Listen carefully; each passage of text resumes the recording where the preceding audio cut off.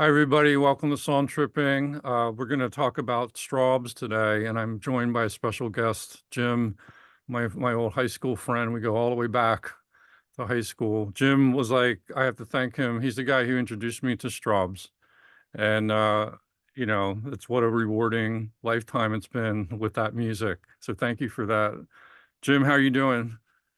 I'm good. Thanks, Jim. Thanks for bringing me on. I guess this is part of my continuing mission to spread the word of the Strawbs that The continues to this evangelist. day.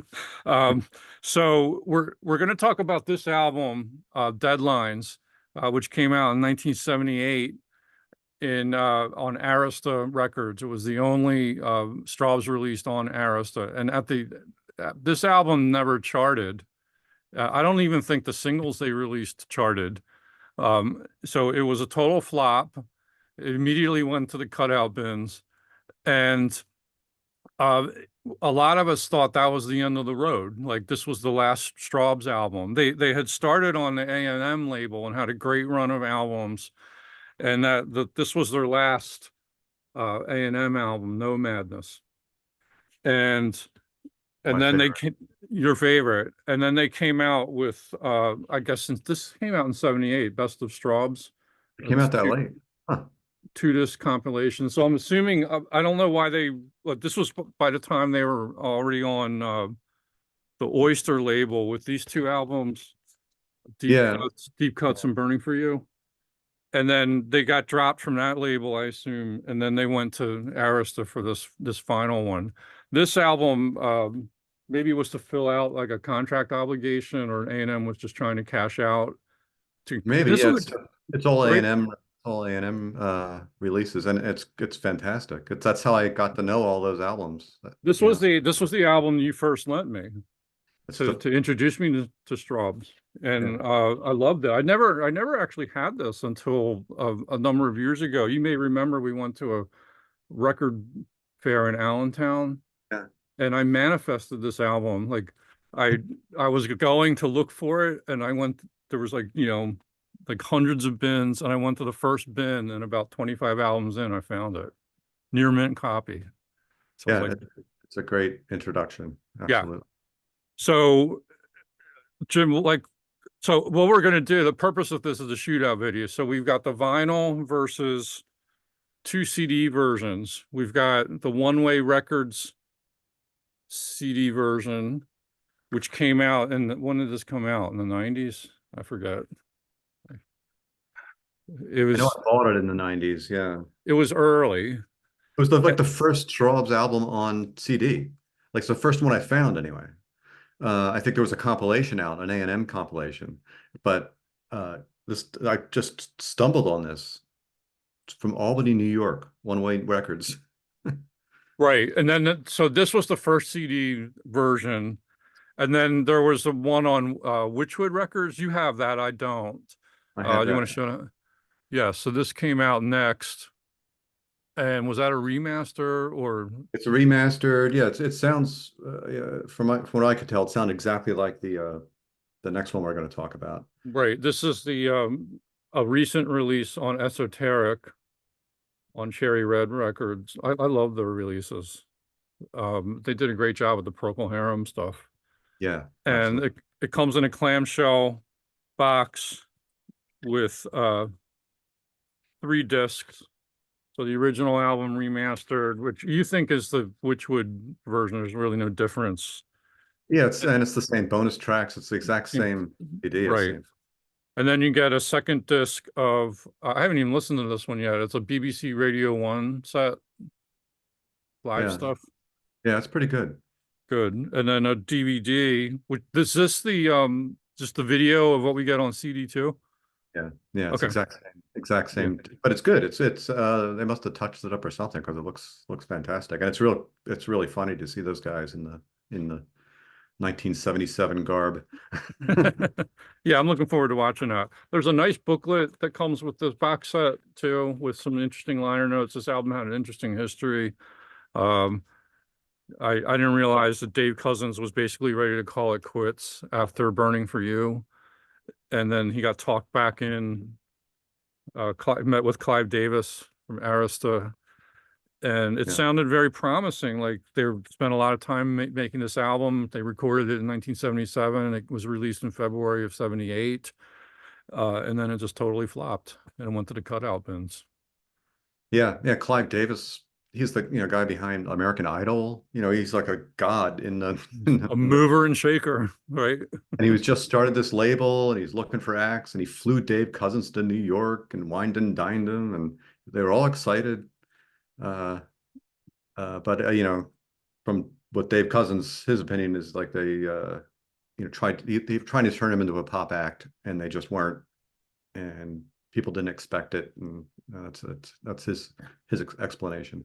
Right. So let's talk a little bit about the album cover too. This was designed by Hypnosis, who did all those classic album covers, especially in the 70s for Pink Floyd and a lot of art rock Zeppelin. and progressive rock bands. Like so many of the albums you love were designed by this firm. And like they often have very surreal scenes. I'm not sure what this has to do with like any song on the album, but it's definitely related to a theme on the album, that's like deadlines. Okay, let's show a drowning man in a phone booth on the phone line. And Right, then in the liner, the inner sleeve, the story continues.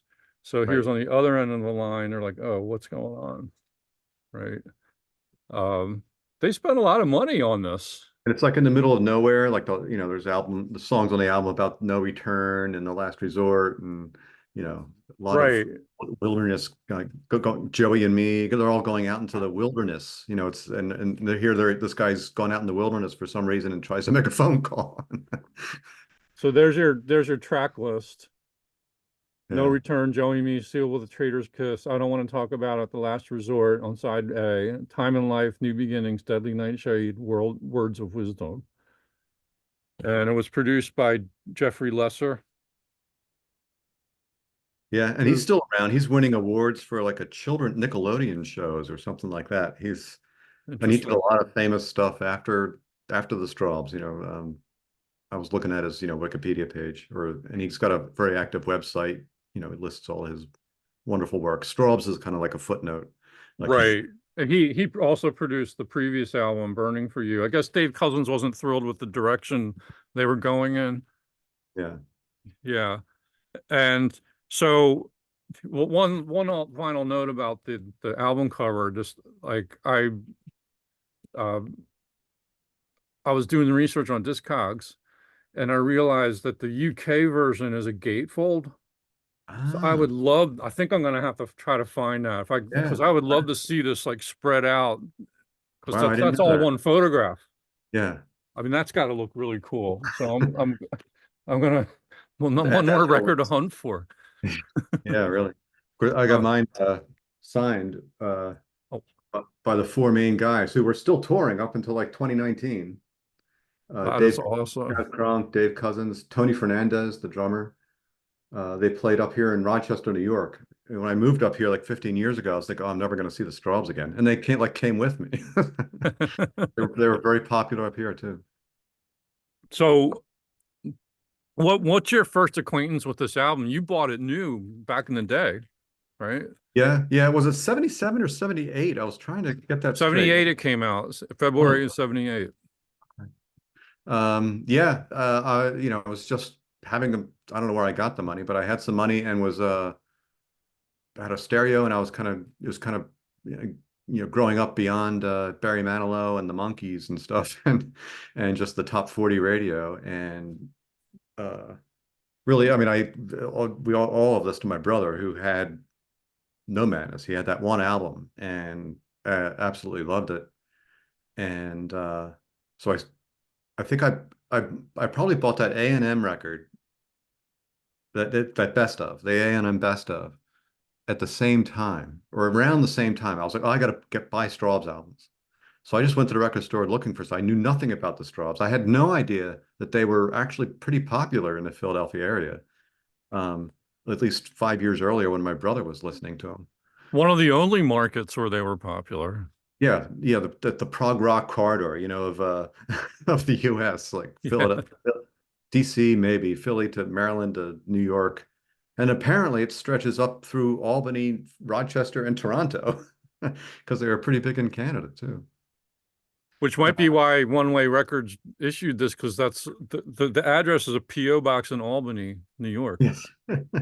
Yeah, Probably some guy's like basement or something. exactly. Somehow he got the permissions, like the cheapest album he could get the rights to.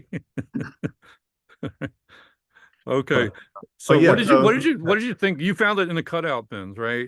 When you yeah, bought yeah, it. and yeah, around the same time as Burning for You and the other post A&M records, Deep Cuts, Burning for You, and Deadlines. And that was really, other than the A&M collection, that was my first introduction to the Strawbs, were those newer albums, the more commercial ones of Burning for You, and I absolutely loved them. And it was like those and No Madness were my main introduction. And then I think I got the A&M collection. Then I was exposed to all this early stuff. I was like, wow, there's all kinds of things there. And then I just started collecting the earlier ones in the order of the songs that I liked off the best of. So Nice. yeah, so that's a lot of people, imagine growing up with the Strawbs through their folk era, folk rock, uh prog rock, massive albums like Ghosts and cinematic stories and drama, and then you get these really commercial, obviously targeted at commercial. And they've admitted that I've heard they were trying to break into the mainstream. They're trying to get a hit, Right. but and that just turned a lot of people off. I guess that was Dave Cousins' point. That was people were expecting something else from the Strawbs, and that's the only fans they were going to get. They weren't going to get new fans, except for Jim Morris in Pennsylvania, maybe. Yeah. What did you think of Deadlines? Like, and as you started collecting all their work, like, what did you listen to it a lot? Was Oh it yeah. sort of like relegated to the margins of your Strawbs listening? No, no, I think it was pretty high up there. Burning for You, the one earlier, I probably liked a little better. Probably listened to it more. Uh, that had the cool cover, and the first song of that album is one of the top 10 Strawbs albums of all time. Burning for Me, Oh or yeah, great Strawbs song. songs, yeah. Um, but Deadlines was kind of like a souped up Burning for You or something. It was like, well, Burning for You is good, but let's add more keyboards or something. Hmm.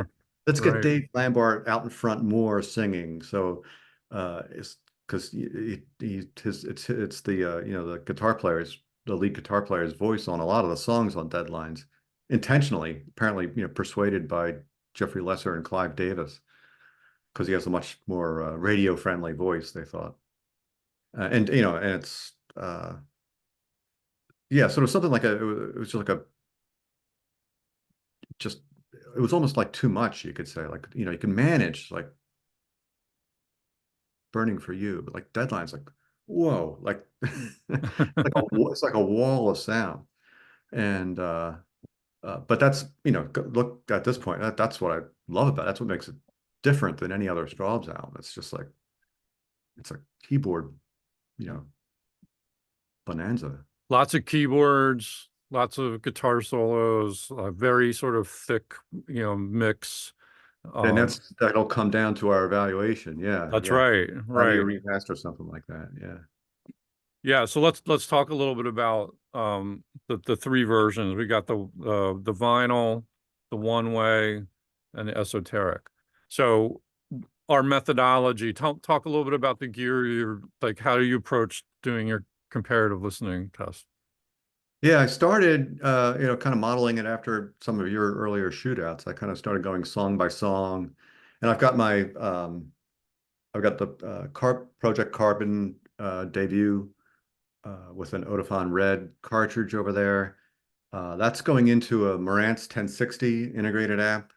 Uh, the amp part of that has some ground noise on it, and I have to get that fixed. But the preamp is great, so you can kind of channel the preamp out of the back of the Marantz, and Hmm. so I take that into a Denon AV receiver I've had for like 20 years. It was in a closet and I brought it out, plugged the Marantz into that. So it's really the Marantz is only being used for the phono preamp, and it's it's hard to get something better than that. It's a early 70s Marantz preamp.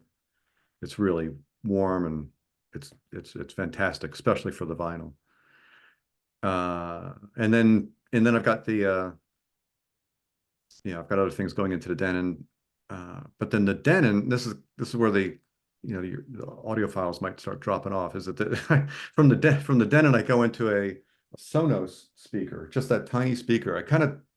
This is my office up here, and I try to keep my ears kind of tamed, and not blow them out too much up here. So I just have that little Sonos speaker, which is it's not true audiophile, but it's a really good speaker. It's a step way above like a Bose or something. And but the best, and it sounds great. The vinyl, just through that little speaker, still sounds great. And then I have to, I have I should mention the Oppo CD player, CDs, SACD, DVD audio, one of those Oppo units. That's when I was playing the CDs through, going in through the Denon.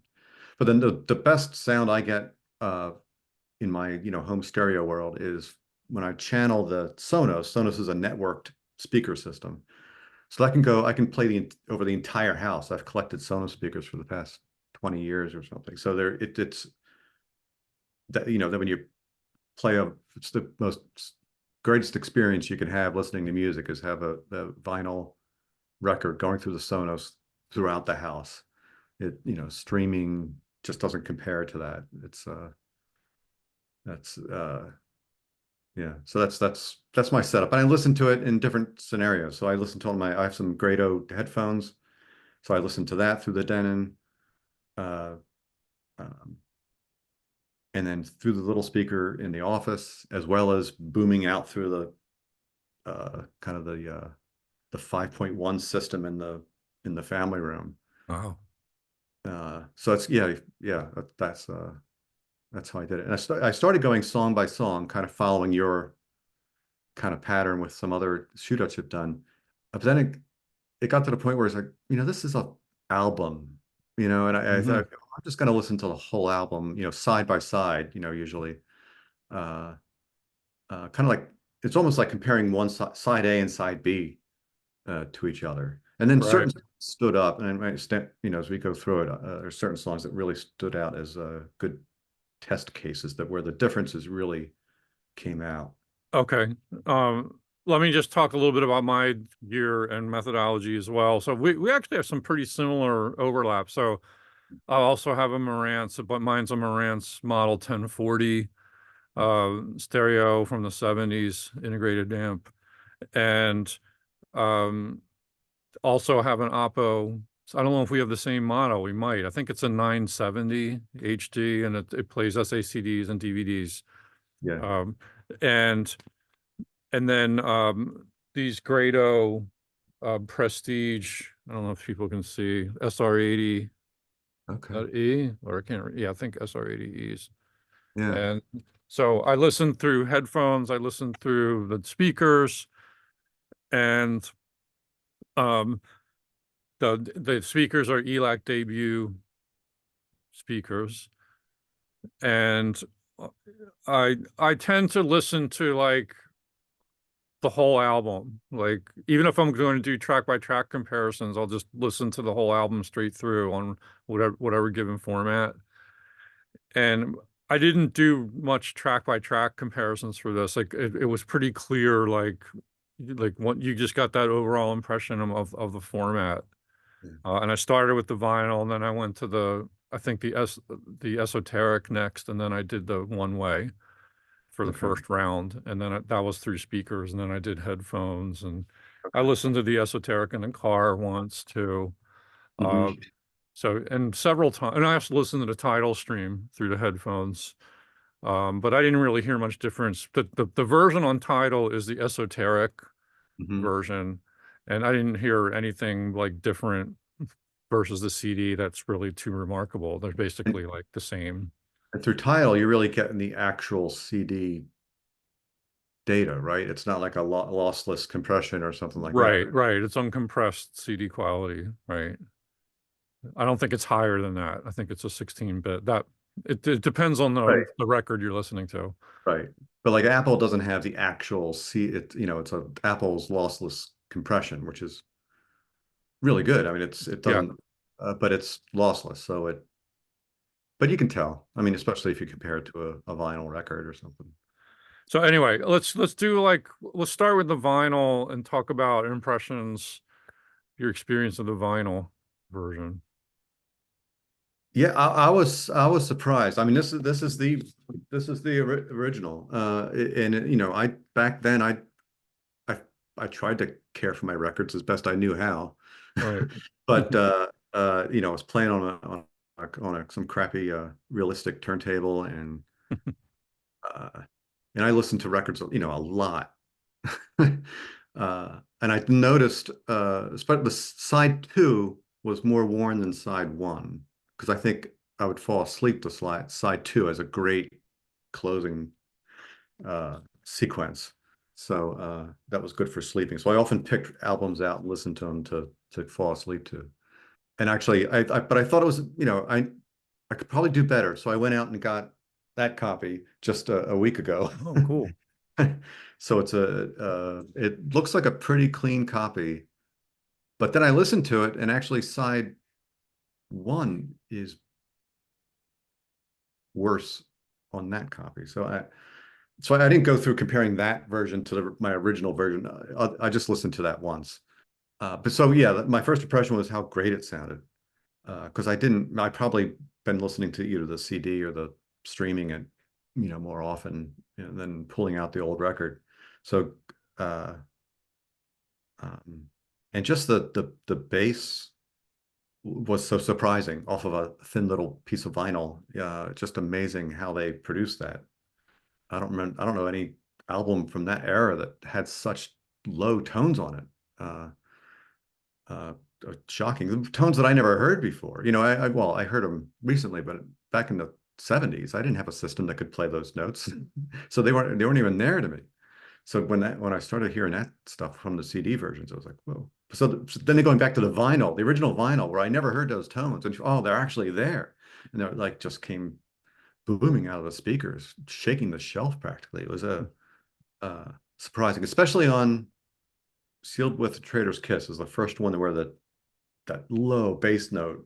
It's obviously a pedal or something like just like floors the audio. So I started paying attention to that kind of stuff. Um, the Listening to like little nuances of the bass. Like one of the detailed notes I wrote was just that there's a spot in the very first song where you know, Chaz Kronk on the bass, just at the end of a phrasing, maybe before the first verse even starts, he's doing like a little harmonic or something. And I never noticed that before. I mean, you could really hear it. So I was using that as like kind of a touchstone, saying like, do I hear that as well and as clearly on the other versions? I thought the vinyl just brought that kind of little flavor uh, out more. Like it was clearer in the mix, I guess is the way I would say it. Mm. Yeah. Because I went to the CD. So I started those like first three songs I analyzed in detail. And then I kind of said, okay, let's consider the thing as a whole. Yeah, like the main difference I would say is that the vinyl, the separation of instruments, you can really hear where they are very clearly. And I like that because it's such a thick album. There's so much going on. So uh so that I really appreciated probably for the first time really. Whereas the what I liked about the CD was that each individual instrument, they obviously, you know, in today's technology, they can bring out the instrument, the nuances of the instrument a little bit better. You can maybe hear the fingers on the string or something, and something that you would get lost on the vinyl maybe. Um, so with the electric guitar, particularly some of the solos, they sounded uh, richer, I guess. But on the vinyl, they stood out more because they weren't, you know, everything else wasn't brought you know, when you bring the detail out of everything, things start to get more muddy. Muddy is not the right word because none of these sound muddy. Right. but less clear or something like that. Interesting. Yeah. Yeah, so I started with the vinyl, and I forgot to mention the turntable. I have a Fluence RT85 with a, what's it, the Ortofon Blue 2M, I think it's called, the cartridge. Mhm. And it a very similar listening experience to you. Like it just boomed through the speakers. Like I listened to the speakers first, the ELACs, and like, wow, it just, and we had it nice and loud. Those Mhm. speakers like volume, and it really, like, that bottom end was like just tremendous. There's a track called The Last Resort, Yeah, the last song on side one. you can't see. And there's Yeah. a in the middle of that song, there's like some, I don't know if it's like a polysynth or like what keyboard is, comes thundering in like our, you Yeah. know, and that Like an that just like explosion or shook something. the Yeah. house. Like that, it really did. It was like, wow, you know. And Love that. The over the top. Like, you know what? We could make this even bigger. Like, let's put in like an explosion. You got an explosion button on that keyboard, Kirby. It's like, right. like So yeah, and that pretty much carried through the whole album, like where the, the vinyl just sounded very rich, very full. It is a thick mix. There's like a lot going on, and at times I sort of wanted a little bit more space around the instruments, but I do think the vinyl versus the CDs, there was more space. Like there's something about the stereo spectrum, like you I just was just hearing more going on from left to right. Yeah, and side two was like sort of the same impression. And then I listened to the Esoteric next, and I thought it sounded good. Like I don't think there's really anything wrong with this remaster. Like it's but we should also mention this one. Okay. I gave up on that one pretty early. I was doing my day song to song comparison. And it was like, all right, there's no really point to this. It's sounds like a exactly like what it is. Some Yeah, rushed, this taking off didn't of this the third third master copy or something. Yeah. right. I felt like this just didn't hold up in comparison to this. This is louder. This is definitely mastered louder, but this just sounds thin. Like it sounds thin. And it's sort of like AM versus FM. Like that was the analogy. It's not that extreme, Yeah. but I also felt like they probably, it almost sounded like a vinyl rip, but Yeah, maybe that's the best copy they could get. But they got yeah, the or rights, they, but they couldn't get the tapes or something. something, and it's sort of On it. lost a generation or something. And it's like, it's, some of that those early CD masters, which can sound really good. Like it just depends on the CD. So I don't want to make a blanket statement. No, no, Like absolutely. this one just does sound like thinner and just not as involving Especially, yeah, as especially like, this. yeah, like in the 90s and the 80s, you think, oh, those are just early CDs. They didn't know what they're doing, but some of those are the best you can Some of get. those are the best, right? I thought I have a couple notes here. On the vinyl was full, powerful, great thick bass frequencies. The bottom end really stood out for me a lot. And also some of the keyboards, like the pianos sounded really lovely and Mhm. just Yeah, overall nice.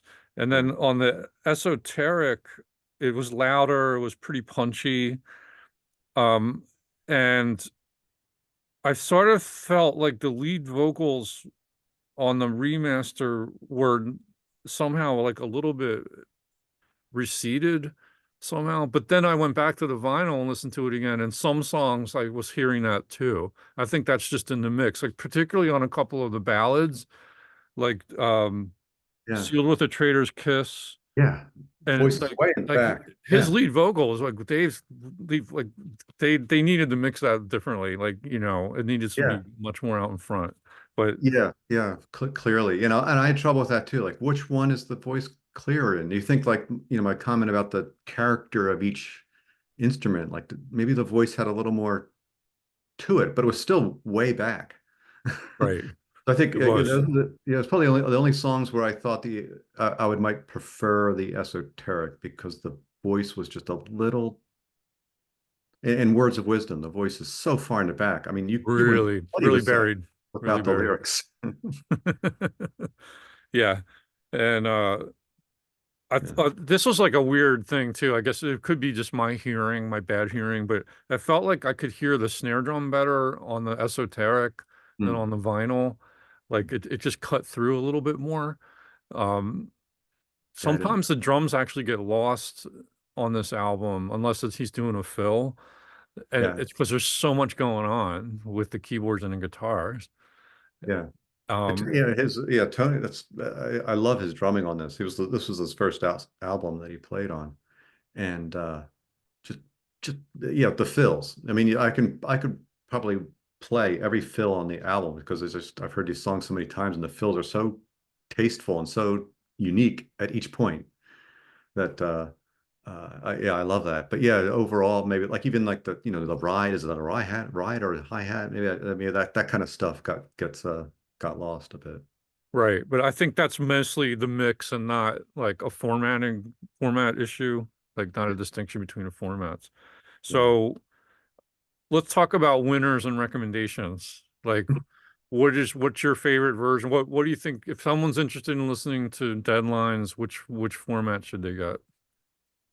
If they listen to vinyl, I'm not going to tell people to go out and buy a record player just to play Deadlines. Just so you can listen to this one album. But if they do, and these things are dirt cheap, Strawbs albums are, of this era, are pretty easy to find uh or cheaply. So yeah, I think it's worth getting the record. Just the cover, the sleeve is so cool to look at. So absolutely, I would. But otherwise, if you're not a vinyl person, I'm not a vinyl snob by any means. I just kind of like it. So stream it. If you do nothing else, just stream it today. Right. And if you're so inclined and you still have a CD player in your car, get that box set. It's great. Then and the concert's great too if you're into that kind of thing. Yeah, I pretty much agree with you. Like my recommendation would be the vinyl it. I thought it sounded the best overall. I thought, for packaging wise, it definitely wins because that cover is iconic for me. I just love that.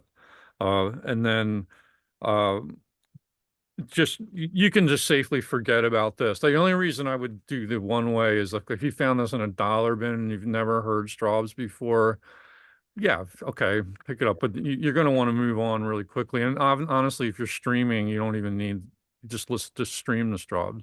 Yeah, I wouldn't spend Um, more than $1 on it. Yeah. no, no, no, no, no. But the Esoteric's a box set. It's got 3 CDs. It's probably, if that might be more than you want to spend on the Strawbs album.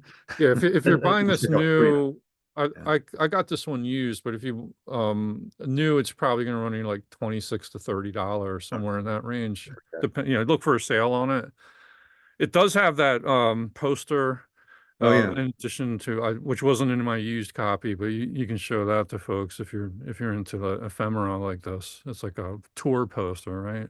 It is. Yeah, it's got some dates on it. Reading, obviously in the UK, Hatfield, Salford, Bradford, their world tour of five locations, obscure locations in the UK. It I wasn't a very long don't know tour, I how guess. obscure they are, but But yeah, so I like the esoteric package a lot. I'm glad I have it. But you can stream this, and you're basically getting the box set minus the video part. So my recommendation would be if you have a vinyl setup, like this is definitely worth pursuing. It's a good sounding album. I just some final thoughts on the music too. I think that's just like a kind of terribly underrated album. People just dismiss it because we all thought it was the end of the line for the Strawbs. This was like the last like major studio released Strawbs album, yeah, and we didn't realize the secret that there was actually another album they were working on called Heartbreak Hill, which didn't come out. I guess it got caught up, and I don't know if Arista just dropped it or some kind of legal stuff that just prevented it from ever coming out until much later, like the 90s, I think. So we didn't even know about that. Strawbs fans basically had no clue. We just thought this was the last Strawbs album, and people were thinking, "Oh, they're just trying to get radio play, and it's got a lot of ballads on it, and it's not Right. classic Strawbs." But if you really listen to it, this is it just sounds as good as a lot of the classic Strawbs Yeah. material. Like the keyboard work is great, the guitar work is great. I don't think there's a weak song on the album. I don't No. think there's one throwaway song on the album at all. And you and I have heard these songs live too. Some, I mean, not all of them. A few of them though, like "Sealed with a Traitor's Kiss," they still, well, when they were touring, they would play once in a while. And that's, I mean, maybe they buried the sound of his voice on purpose because they're so sad. And I think he says in the reference book here by David Cousins, it's like the saddest song he ever wrote. And uh, uh, I've seen him play it just on acoustic guitar, and that is a highlight of a concert experience for me. Right. And this is actually streaming too. If for that one song, if you go to and listen to this Blue Angel CD from the early century, 2003, I think, he has a version of "Sealed with a Traitor Kiss" with just him on piano and Brian Willoughby on guitar. And I think that is I love the Deadlines version, but it is way over the top. And that's kind of what I like about it. But if you want a real version of the song itself, this is the version to listen to. Yeah, Cool. yeah, definitely.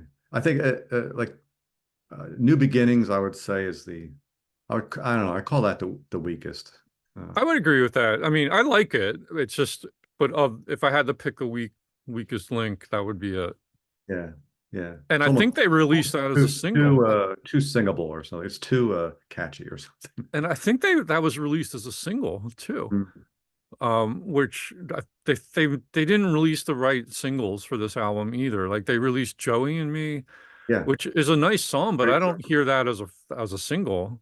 No, Um, yeah, my favorite single worthy song on the album would be "I Don't Want to Talk About It." Like I always sing along with that song. absolutely. It sounds like a song that was already famous. When the first time you hear it, uh, it's it's it's a weird song and a little bit crude, I guess. But if you don't know that song, the end of it is like "Let's do it."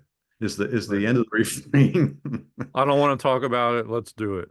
Yeah, which is such a 70s thing, like let's go all the way, or like songs like that. So uh except for that one a cringeworthy line, I think the rest of the song is it's just a fantastic song.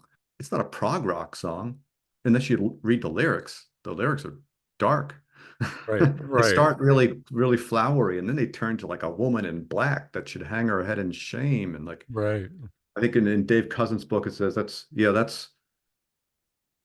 I am never going to tell anybody what that's about. It's basically. Well, I don't Yeah. think he like this album. I think there's probably like based on the liner notes I was reading in the box set, like Dave Cousins like doesn't have the fondest memories about this album because of where their career was headed and the problems with the producer and Story is a they riot. Like they recorded in Dublin, lost all the tapes. right there was a snafu They had put a where magnet on top of the tapes or something, and they had to re-record an it all. unshielded mic like was laying on the tape box and they had to re-record it. It was I'm sure it was like a painful process, but if you get some distance from it, like it's actually really good. Yeah, And a lot of the songs could fit in very easily on prior, vintage A&M Strawbs albums. yeah. Um, I think it's a I very think strong effort. I think so. It's a classic instance of, flops that are actually pretty good. Yeah, Oh, is that another Dave Cousins book? yeah. This is a book of lyrics. Oh, I didn't even know that was out. That's cool. Yeah. Uh, it's shamefully as a super fan, I've never listened to. It comes with a CD of Dave reading his lyrics, which is great. That's awesome. But I've never listened to it. So what's your favorite song on the album? Oh, that's tough. I really like The Last Resort a lot. Um, Time in Life is a favorite. Yeah. Deadly Nightshade is, That was my favorite back in the day. I thought that was so cool. yeah, that's like a throwback to like a Grave New World type, song. Yeah, Um, but if I have to pick a favorite, yeah, it's a tough one. I would say either The Last Resort or Time in Life. How about you? I think with Words of Wisdom, I listened to that a lot. Uh, just the sound of it. And the lyrics are very short. I mean, if you have to read them, of course, because you can hear what he's saying, but just met some guy and back, somebody came from Mexico, he's in California. They It sat sounds like around. he's influenced by those Carlos Castaneda Right, yeah, he novels. Like, references that. He says, yeah, apparently this person said he was a protege or a student of Carlos of that. I can never remember his name. What's his name? Carlos, the Don Juan guy. Castaneda, I think Yeah, is his name. There's like the lyrics to Words yeah, of Wisdom. yeah. It's just these short little snippets. It's just like kind of a haiku, just like an image of a sensation of what happened, uh, and then it just ties the whole theme of the album together. Like we'll meet again. What is the world? What is it? The world held a place for us both somewhere. Yeah, No rhyme. There's no rhyme in the lyrics or anything. It's uh, just spooky. And then atmosphere. somewhere, the group chants over and over, and then that bass comes in again. It's like, whoa! It's kind Right, of yeah, this intimate scene around the fire, like, but conveying a universe of sound. I just thought that was right, so. right. I think it's a great, like thematically, it's really unified too. It's not only there's no weak songs really, it's like lots of themes about time, about death, about the ending of things, ends of relationships, ending of careers, the last resort, Yeah, um, deadlines, right. yeah, the deadlines, All deadlines. Yeah. and just it really coheres. And even though there's different styles on there, yeah, they were shooting for like some pop ballads that might get attention, that they don't feel like out of place to me at all. And I like the variety of styles on the Absolutely. album. They're not selling out at all. I don't interpret it that way. No, no. I mean, Dave, that Cousins, one thing you can say, he never pulls any punches. Right. And what he trying to get across in his songs, he tells it like he feels it. And I don't want to talk about it. This pop album with the weird dark later verses, but it also has in the lyrics, a refrain from the first song. Like you lit the fire and let it burn. You've reached the point of no return is from the first song. And like it repeats that beneath the chorus, like with this, a second vocal. And you have to really listen to hear it. And I think that may be something that came out better in the esoteric or something. Hmm. Yeah. That maybe that was another point. But but yeah, like that's prog rock kind of shit doing that. Yeah, yeah, for sure. Yeah, I think this is worth checking out, folks. Like, you know, any fan of prog rock or it's like 70s album oriented rock. I mean, 70s album rock, it's a good songwriting, these guys this were is such an under the phenomenal. radar album. Like, this is totally deserving of a listen. Robert Kirby and I mean John Milling is a great keyboard player, but Robert Kirby's like a famous guy. And Right, already he was famous writing string arrangements for like Nick Drake and stuff. Like, and he's playing keyboards on the on Strawbs albums. Like, what is that all about? right, It's right, phenomenal. If you just to listen to it, you want a 70s keyboard, but festival. Yeah, just listen to, not noodling. It's not like you listen to Gentle Giant or something. You're listening to just the sound of keyboards, 70s rich analog keyboards. right. And Dave Lambert has some really tasty guitar work, and his voice, I think, Voice is the is best. really, really sounds good on this album. His Best singing is best very album for strong. his voice. Absolutely.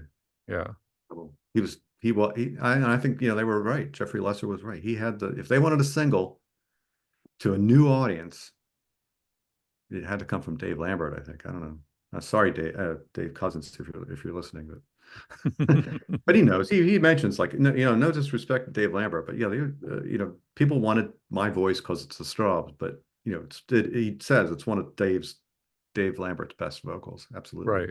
He says in the liner notes that he just thought the fans might be confused if they're hearing the new Strawbs album that doesn't have his lead vocals on it, like something like that. I guess if they're a Strawbs But fan, they know they would know. sings. Yeah, They yeah, would know Dave Lambert they sings would lead. know. So, Right. well, sometimes. So that's basically the wrap. Is like we both agree that this was the winner of the shootout for a lot of reasons. And you can find this used if you hunt for it carefully enough. Like, be patient, but it'll show up. It'll probably have a cutout in the corner Right? Yeah. because it was a total flop. Yeah. Yeah. And this, there was a special on Netflix on hypnosis, and they briefly, when they're flying, all the hypnosis covers. They They briefly, show it. and they show the whole thing. The whole wide, the Uh, back and front cover. the gatefold. Yeah. Oh, yeah. Yeah. I'm gonna have to get that, but I'd like to do a video at some point on like hypnosis album covers that I have in a collection, because it's like when you see all the stuff that they did And they for did it so for many real. bands. They Yeah. weren't like, it wasn't trickery. They built that phone booth. They lit that man on fire in Wish You Were Right, they did. It's, exactly. Yeah, and it's just Here. so much, and there's like sort of the surrealism of their cover art is, it Right. really adds something to the, I mean, those albums wouldn't be the same without those covers. Yeah, absolutely. Yeah, Yeah. that's, if there's one, well, there are lots of reasons, but that is one of the main reasons to listen to vinyl. You just get those covers, and